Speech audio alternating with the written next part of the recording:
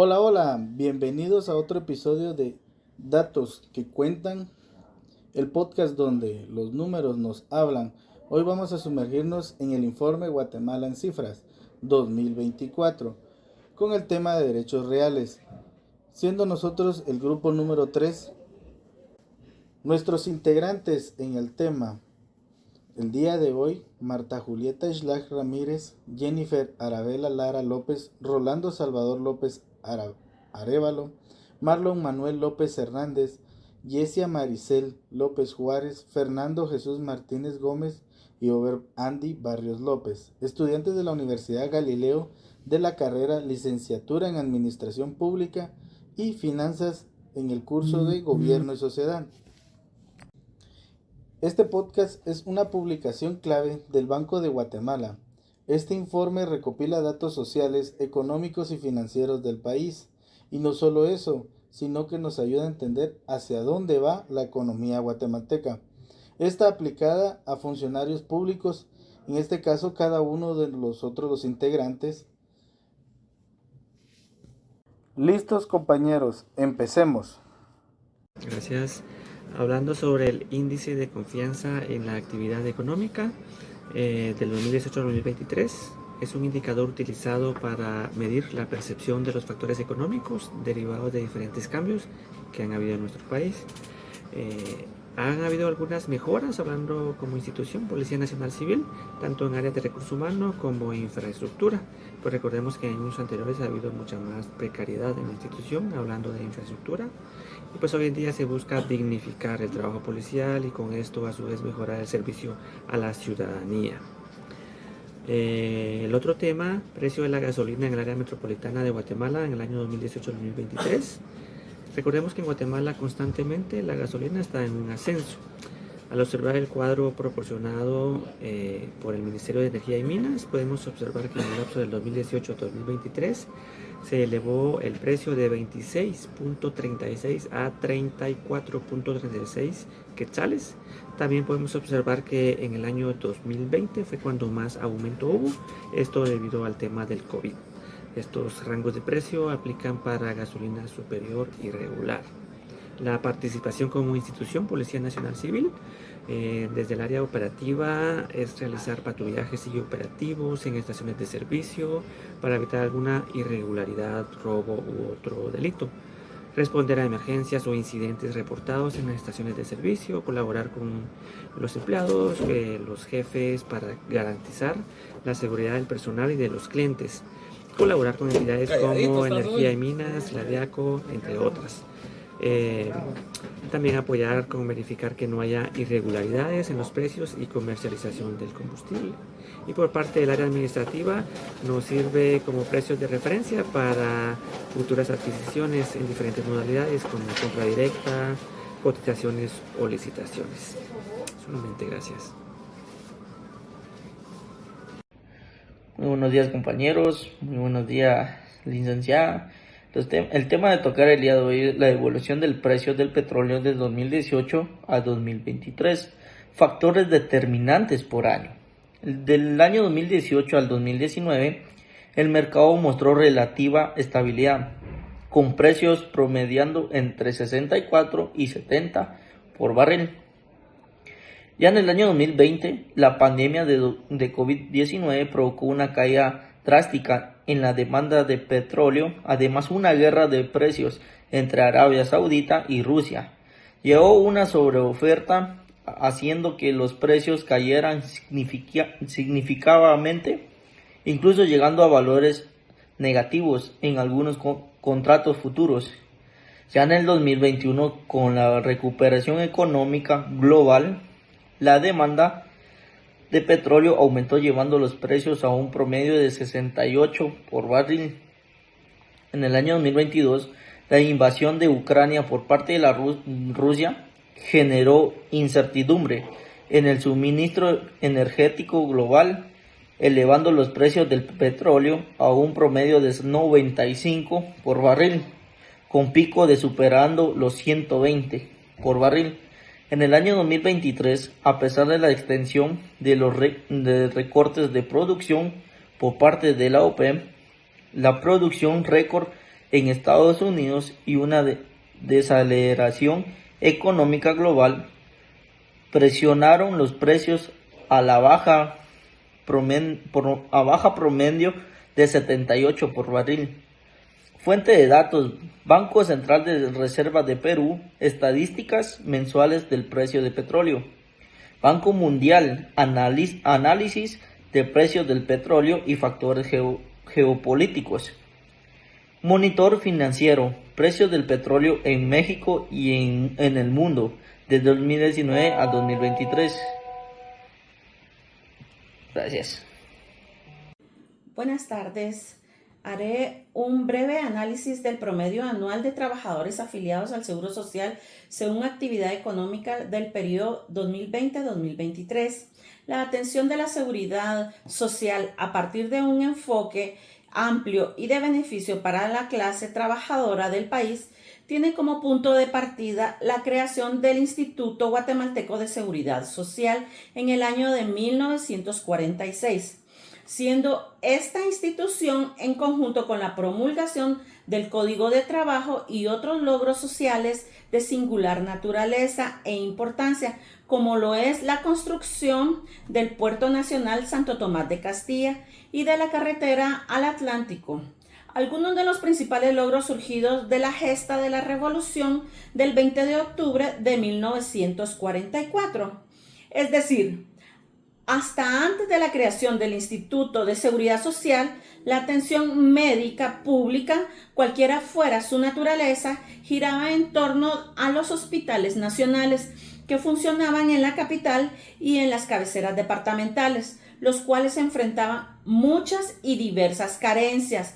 En el caso específico de la investigación a mi cargo, que trata en un breve análisis del promedio anual de trabajadores afiliados al Seguro Social según actividad económica periodo 2020-23, he observado algunos aspectos de importancia, los cuales describo a continuación.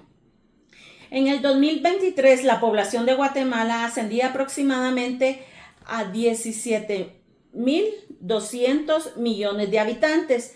En el 2023, en promedio anual de los trabajadores afiliados al Seguro Social era de 1.554.663 personas. Del promedio de la población laboral afiliada al Seguro Social, la actividad económica, administración pública, defensa, es la que reporta el mayor número de personas afiliadas al Seguro Social. 354.246. Le siguen en importancia las actividades económicas siguientes, como es el comercio al por mayor y al por menor, de 236.934 personas. Y en tercer lugar, la producción relacionada con la industria manufactureras, con 219.749 personas trabajadoras. La población económicamente activa PEA guatemalteca, entendida esta como el conjunto de personas, tanto empleadas como desempleadas, que tienen la edad y la capacidad para trabajar y que de hecho están dispuestas a hacerlo, ascienden a 5.1 millones de personas. Una simple relación matemática permite apreciar, de acuerdo a las cifras indicadas previamente, que solo el 30% de la PEA está afiliada al Seguro Social. Es decir, el 70% restante debe concurrir a la asistencia médica social a cargo del Ministerio de Salud Pública y Asistencia Social. En otras palabras, este 70% restante no solo carece de atención médica y asistencia inmediata y permanente, sino que alcanza la etapa improductiva o de trabajo. Carecerá de asistencia médica y algún tipo de financiamiento social, pensión o contribución, que le permita vivir su vejez con dignidad. Esto último es una deuda social del Estado para gran parte de la población, básicamente aquella de bajos recursos. Todas las cifras referidas fueron tomadas de la publicación del libro Guatemala en Cifras 2024. Gracias, Andy, por invitarme a este programa.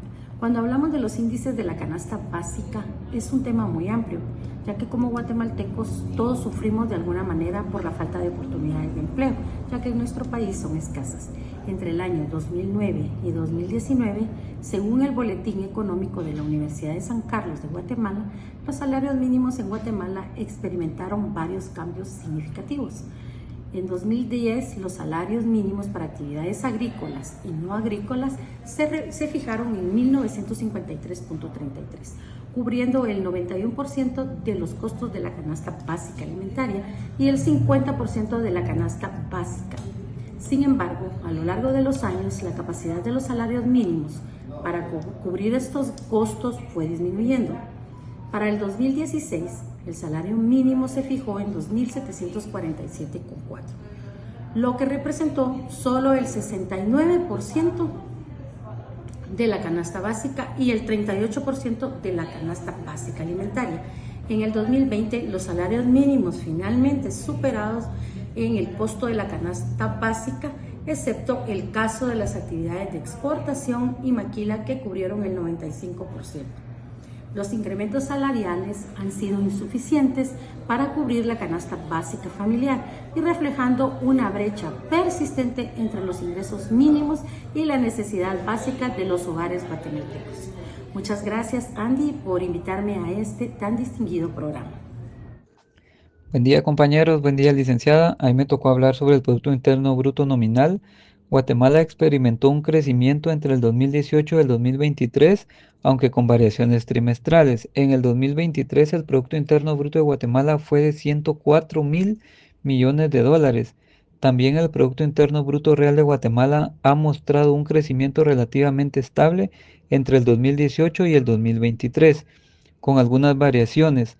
En el 2018 el Producto Interno Bruto creció un 3.5%, mientras que en el 2019 y 2022 se observaron tasas de crecimiento del 4% y 4.1%, factores que impulsaron el crecimiento del Producto Interno Bruto, demanda interna, sector servicios, remesas, gastos públicos. El Producto Interno Bruto per cápita de Guatemala, expresado en dólares estadounidenses, ha experimentado un aumento en los últimos años. En el 2018 era del 4.452 dólares y ha aumentado llegando a 5.472 dólares en el 2023. Mi participación en la gobernanza basada en la democracia y en la economía se da a través de acciones que impactan tanto en el gobierno como en la sociedad. Es como parte de gastos públicos y la producción del sector público. Gasto del gobierno. El, el trabajo del MAGA se financia con recursos del Estado. Todo el gasto que el gobierno hace en salarios, programas de apoyo, inversión e infraestructura agrícola, asistencia técnica, se registra dentro de la competente de gastos de gobierno del Producto Interno Bruto. Impactan sectores productivos, aunque el MAGA no produce directamente bienes que se venden en el mercado, influyen de forma indirecta en el Producto Interno Bruto al apoyar a los sectores de agrícola y ganadería. Así producen bienes que contabilizan directamente el Producto Interno Bruto como parte del sector primario. Por ejemplo, el MAGA promueve mejoras tecnológicas. Esto puede aumentar la productividad agrícola. Si apoya a pequeños productores, puede aumentar la producción nacional, inversión pública y proyectos. Gracias, compañeros. En esta oportunidad les voy a hablar acerca de la generación bruta de electricidad en Guatemala. La generación bruta de electricidad en Guatemala ha experimentado variaciones a lo largo de los años 2018 a 2020, influenciada por factores como la demanda energética, la disponibilidad de recursos hídricos, inversiones en infraestructura y la política energética del país. Asimismo, la generación bruta de electricidad en Guatemala ha mostrado un crecimiento gradual, impulsado por la diversificación de fuentes y un mayor enfoque en la sostenibilidad a medida que el país avanza. Es fundamental abordar los desafíos existentes para asegurar un suministro energético confiable y suficiente. También les quiero hablar del tema consumo de combustibles en Guatemala. El consumo de combustibles en Guatemala ha variado entre 2018 y 2023, influenciado por factores como el crecimiento económico, la demanda de energía, las políticas energéticas y la transición hacia fuentes más sostenibles. También el consumo de combustible en Guatemala nos ha mostrado un patrón de crecimiento con fluctuaciones debido a factores económicos y sociales, a medida que el país busca diversificar su matriz energética y promover la sostenibilidad. Es crucial abordar los desafíos asociados con la dependencia de los combustibles fósiles y fomentar el uso de energías renovables. Este ha sido los dos temas que he desarrollado en esta oportunidad. Gracias.